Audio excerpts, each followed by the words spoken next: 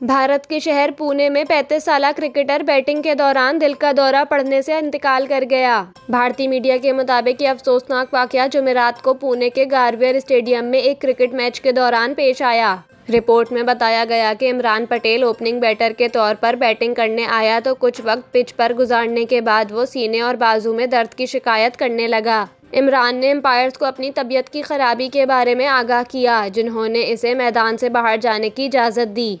ताहम पवेलियन की जानिब वापस जाते हुए इमरान अचानक गिरकर बेहोश हो गया। ये पूरा मंजर कैमरे में कैद हो गया क्योंकि मैच की लाइव स्ट्रीमिंग जारी थी। भारतीय मीडिया के मुताबिक इमरान के गिरने के बाद मैदान में मौजूद दीगर खिलाड़ी फौरन इसकी मदद को पहुंचे और इसे फौरी तौर पर अस्पताल ले जाया गया, लेकिन डॉक्टरों की जानिब से इमरान को मुर्दा करार दे दिया गया। इमरान के साथी खिलाड़ी नासिर खान ने भारतीय मीडिया को बताया कि इसे कोई बीमारी नहीं थी और वो बिल्कुल सेहतमंद था। इसकी अचानक मौत से टीम के सब खिलाड़ी गहरे सदमे में हैं।